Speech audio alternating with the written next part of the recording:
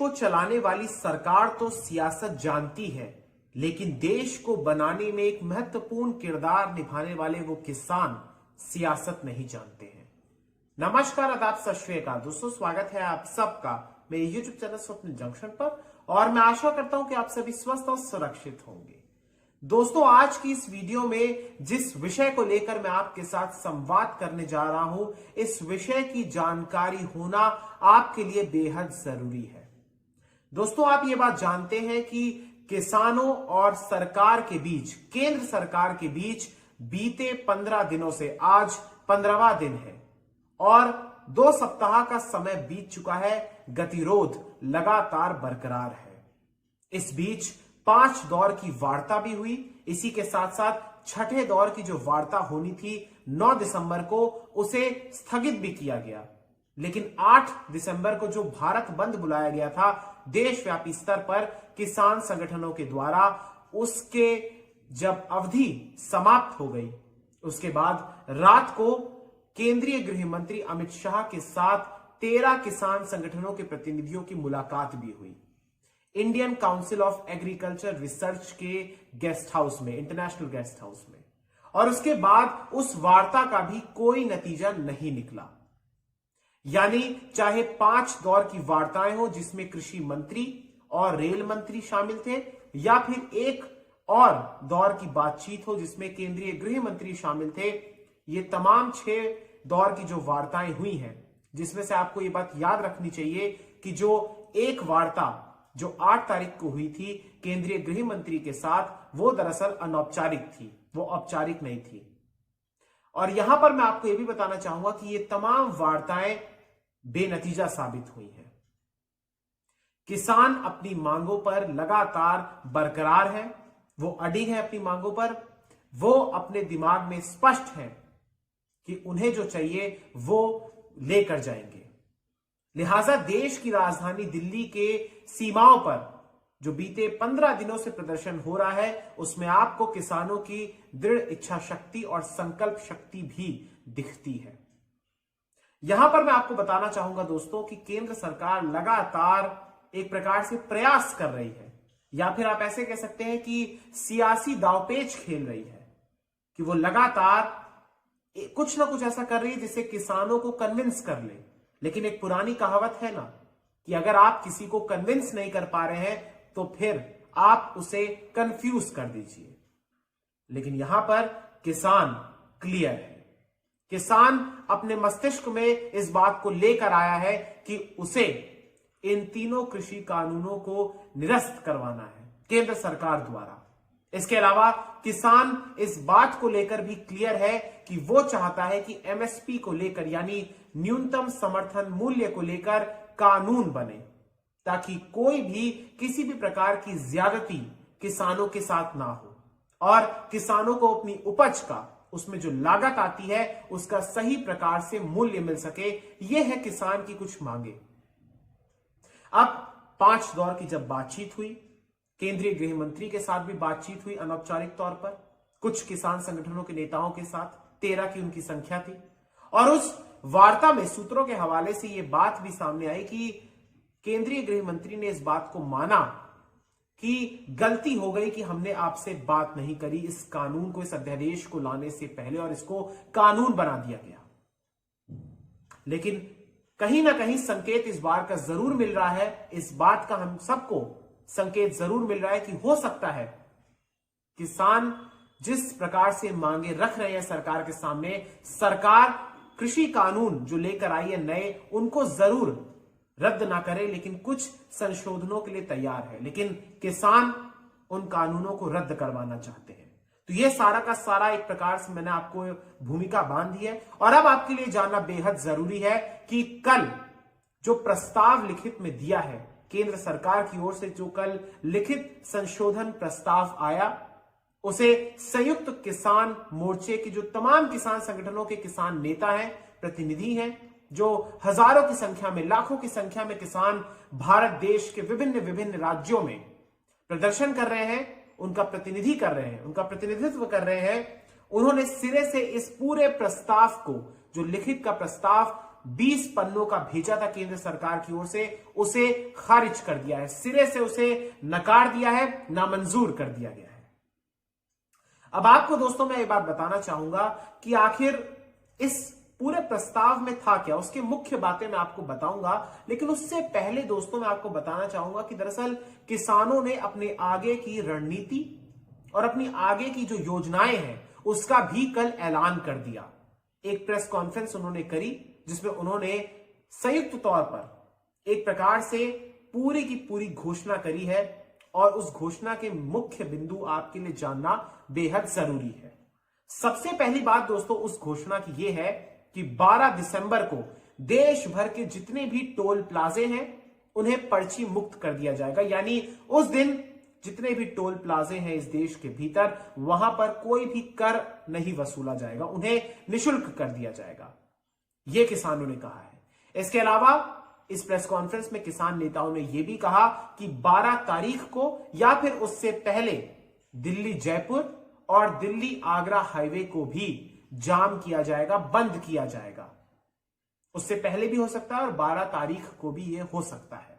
इसके अलावा 14 दिसंबर को देशव्यापी स्तर पर देश के तमाम जिले जितने भी हैं उनके जो मुख्यालय हैं वहां पर घेराव किया जाएगा, वहां पर धरना प्रदर्शन किया जाएगा। इसके अलावा भारतीय जनता पार्टी के तमाम नेताओं के घरों, जो उनके आवास है वहां पर, और उनके जो दफ्तर है या फिर पार्टी कार्यालयों के बाहर धरना प्रदर्शन किया जाएगा, उनका भी घेराव किया जाएगा। इसके अलावा इस प्रेस कॉन्फ्रेंस में यह भी कहा गया कि जो भी किसान दिल्ली के आसपास के राज्यों के हैं, यानी उत्तराखंड, उत्तर प्रदेश, राजस्थान, मध्य प्रदेश, पंजाब, हरियाणा, ये जितने भी आसपास के जो राज्य हैं वहां से किसान दिल्ली की ओर कूच करें बड़ी संख्या में।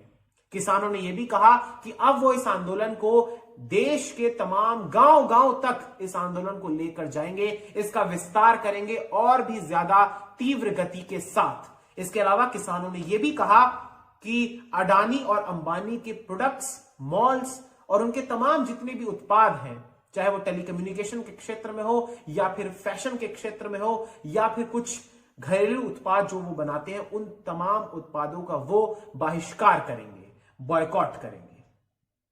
यानी किसानों ने एक प्रकार से आर पार की लड़ाई छेड़ दी है सरकार के खिलाफ, क्योंकि सरकार संशोधन के लिए जरूर तैयार है, लेकिन सरकार किसानों की मांगों को पूरी तरीके से नहीं मान रही है। यहां पर मैं आपको अब जो किसानों के इतने कड़े तेवर जो कल की प्रेस कॉन्फ्रेंस में सामने आए, वो इसलिए आए क्योंकि जो सरकार ने प्रस्ताव दिया, किसानों का कहना है कि इस प्रस्ताव पर तो हमने 5 दौर की वार्ता में चर्चा की थी और वहां पर जो आपने मौखिक रूप से कहा था उसी को आपने लिखित रूप से दे दिया है, जिसमें सबसे पहली और एक प्रकार से जो उनकी सर्वोपरि मांग है, जो उनकी प्राथमिकता है, उसका तो कहीं जिक्र ही नहीं है। यानी इन कृषि कानूनों को निरस्त करने की जो किसानों की मांग है, उस पर सरकार ने कहा है कि वो खुले तौर पर विचार करेगी लेकिन निरस्त नहीं करेगी। लिहाजा किसानों के भीतर रोष है, आक्रोश है, वो क्रोधित है कि सरकार 15 दिन हो गए और उससे पहले भी 2-2.5 महीने से कई राज्यों में प्रदर्शन चल रहा है, उसके बावजूद भी सरकार नहीं मान रही है। यहां पर सरकार की भी कुछ मजबूरी है दोस्तों, वो मैं आपको एक बात बताना चाहूंगा कि एमएसपी को लेकर दरअसल अगर तमाम फसलों को जो किसानों ने उपजाई है उसे अगर एमएसपी के दाम पर खरीदेगी तो इतना पैसा तो सरकार के पास भी नहीं है। यानी इस समय सरकार, केंद्र सरकार भी और राज्य की सरकारें भी वित्तीय संकट से गुजर रही है। यही एक प्रकार से आप समझिए कि उनकी समस्या है, इसीलिए वो मोल भाव कर रहे हैं, इसीलिए वो शायद लिखित में आश्वासन दे देंगे लेकिन कानून नहीं बना रहे हैं। तो ये एक बहुत ही बड़ा कारण है क्योंकि सरकार के पास फंड्स की कमी है। तो ये तो मैंने आपको एक बात बता दी, लेकिन अब मैं आपको बताऊंगा प्रस्ताव के बारे में। दरअसल जो प्रस्ताव दोस्तों दिया गया है वो आपके लिए जानना बेहद जरूरी है, उसके मुख्य बिंदु में आज आपके सामने लेकर आया हूं। देखिए यहां पर कुछ प्रमुख बातें हैं दोस्तों जो कि मैं लिखकर आपके लिए लेकर आया हूं। इसमें सबसे पहली जो एक प्रकार से प्रस्ताव है उसमें आप पहले शंकाओं को जान लीजिए, जो किसानों की आशंका है। उसके बाद सरकार द्वारा जो प्रस्ताव में किया गया है वो भी आपको मैं पढ़कर बताऊंगा। सबसे पहला जो दोस्तों किसानों की आशंका वो ये है कि नए कृषि कानूनों से मंडी व्यवस्था कमजोर होगी और किसान निजी मंडियों के चंगुल में फंस कर रह जाएगा। यानी इस प्रकार की जो मांग है, इस प्रकार की जो आशंका है, ये है किसानों के भीतर। इस पर सरकार का जो प्रस्ताव है वो ये है कि राज्य सरकारें मंडियों से बाहर कार्य करने वाली व्यवसायों का पंजीकरण कर सकती है और उन पर कर भी लगा सकती है। यानी सरकार इस प्रकार में, इस प्रस्ताव में ये कह रही है कि राज्य की सरकारों को वो इतने अधिकार दे सकती है कि जो सरकारी मंडियां हो या फिर निजी मंडियां, उनमें कर की समानता, जो कर शुल्क वसूला जा सकता है उसमें समानता हो, तो यह सुनिश्चित किया जा सकता है। यह सरकार का प्रस्ताव है। इसके अलावा जो दूसरी आशंका किसानों की वो ये है कि पैन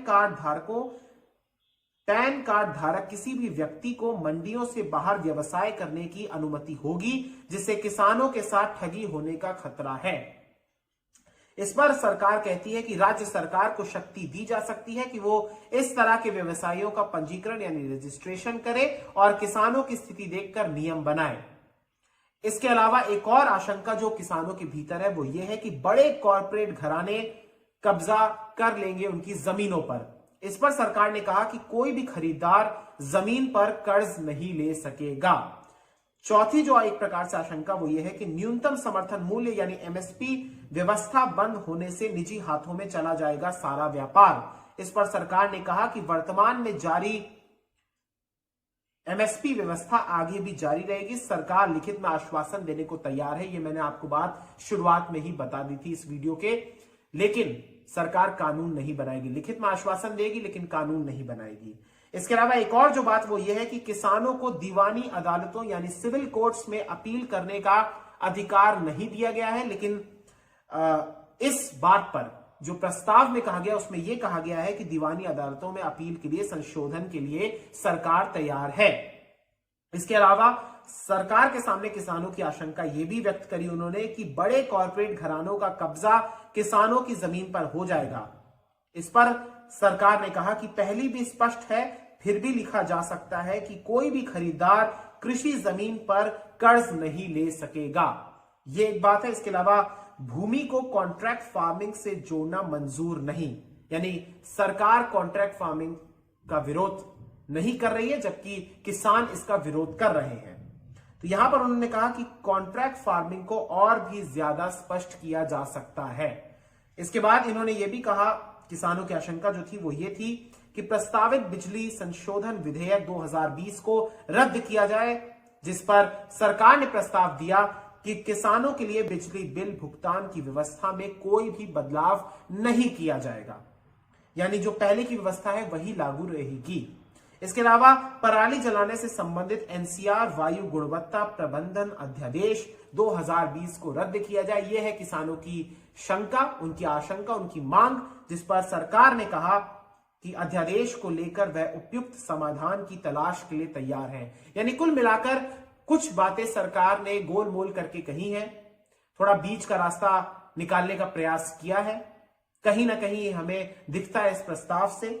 लेकिन यहां पर स्पष्टीकरण नहीं है, यहां पर किसानों की समस्याओं का उतने अच्छे तरीके से समाधान नहीं किया गया, ना ही उनकी मांगों को माना गया है। लिहाजा किसानों ने भी लचीला स्वभाव दिखाते हुए उन्होंने कहा कि अगर दूसरा कोई प्रस्ताव आता है हमारे पास लिखित में तो हम उस पर भी विचार करेंगे। लेकिन उससे पहले मैंने आपको जो बताया, किसानों ने अपनी रणनीति आगे की स्पष्ट कर दी है। इसके अलावा दोस्तों, कल प्रस्ताव से पहले, दरअसल जब प्रस्ताव को कल 5 बजे की प्रेस कॉन्फ्रेंस में उसको रिजेक्ट कर दिया गया, तो उसके बाद केंद्रीय गृह मंत्री अमित शाह और कृषि मंत्री की बैठक भी हुई उनके आवास पर।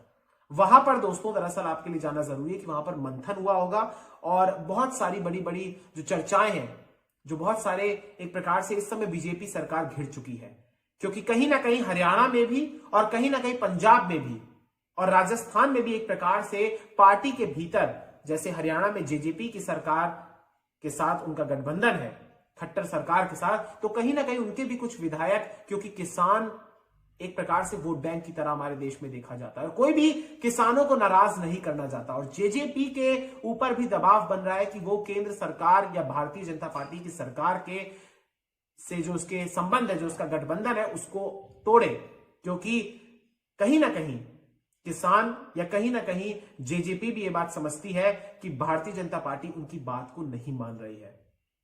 जेजेपी के अपने एक प्रकार से आप देख सकते हैं कि उनकी अपनी कुछ सीमाएं हैं। चूंकि वो सरकार के साथ इस समय गठबंधन में है हरियाणा में, तो वहां पर उतने खुले तौर पर विरोध नहीं कर पा रहे हैं जो उप मुख्यमंत्री भी है, लेकिन उनके जो विधायक है वो जरूर खुले तौर पर विरोध कर रहे हैं। इसके अलावा राजस्थान में भी आरएलपी पार्टी जो कि राजग यानी एनडीए के साथ गठबंधन में है, हालांकि एक ही सीट उनके पास है, लेकिन फिर भी उन्होंने भी एक प्रकार से खुले तौर पर मोर्चा खोल दिया है। पंजाब में भी भारतीय जनता पार्टी की सियासी जो जमीन है वैसे भी वो वहां पर कमजोर है, लेकिन अब और कहीं ना कहीं खिसकती जा रही है और कहीं ना कहीं कमजोर होती जा रही है, क्योंकि अकाली दल ने भी एनडीए से अपने सारे नातों को तोड़ लिया है इसी कृषि कानून को लेकर। इसके अलावा कई सारे समाज सेवी संगठन, कई सारे खिलाड़ी, कई सारे बुद्धिजीवी, कई सारे गायक, कई सारे सेलिब्रिटीज लगातार विरोध कर रहे हैं सरकार का। इसलिए सरकार इस समय कहीं ना कहीं दबाव में भी है। इसके अलावा दोस्तों मैं आपको एक बात और बताना चाहूंगा कि कल शाम को ही जिस समय प्रेस कॉन्फ्रेंस हुई थी, उसी समय विपक्ष यानी जो हमारे देश का विपक्ष है उसका एक प्रतिनिधि मंडल, 5 सदस्यीय प्रतिनिधि मंडल, जिसमें राहुल गांधी, जिसमें शरद पवार, जिसमें डी राजा, जिसमें सीताराम येचुरी, ये तमाम लोग शामिल थे। और ये मिलते हैं देश के महामहिम राष्ट्रपति श्री रामनाथ कोविंद जी से और उनसे मुलाकात करके उनको एक मेमोरेंडम देते हैं, उनसे भी आग्रह करते हैं कि आप इन कानूनों को रद्द करवाने की दिशा में केंद्र सरकार को कुछ कहें या उनसे उसकी मांग करी है। यहां पर विपक्ष भी कर रहा है, यहां पर एक प्रकार से किसान संगठनों की भी मोर्चाबंदी हो चुकी है सरकार के खिलाफ। अब देखना यह होगा कि आने वाले दिनों में क्या हो सकता है।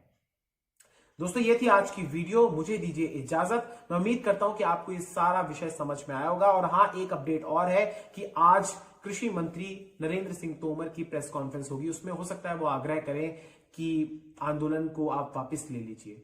लेकिन यहां पर एक बात जानना और जरूरी है दोस्तों कि कई किसानों की मृत्यु हो चुकी है। 2 किसानों के बारे में पढ़ रहा था, उन्होंने अन्न जल को भी त्याग दिया है। तब तक उनकी सरकार, जो देश की सरकार है, वो उनकी मांगों को नहीं मानती है। तो ये कहीं ना कहीं गंभीर स्थिति है इस समय, और अन्नदाता इस समय आक्रोशित है, अन्नदाता इस समय नाराज है। और उस देश में विडंबना देखिए कि हमारा देश एक कृषि प्रधान देश है। सरकार को देखना होगा, सोचना होगा, जल्द से जल्द इसका समाधान निकालना होगा, क्योंकि कहीं ना कहीं वो किसानों को भी परेशान कर रही है और कहीं ना कहीं आम जनता जो है उनको भी परेशान कर रही है, विशेष तौर पर दिल्ली के। तो सरकार को इसका हल निकालना होगा, सरकार को अन्नदाताओं की चिंताओं को दूर करना होगा। बहुत बहुत शुक्रिया, बहुत बहुत धन्यवाद। जय हिंद, जय भारत, वंदे मातरम, इंकलाब जिंदाबाद, सत्यमेव जयते। नमस्कार।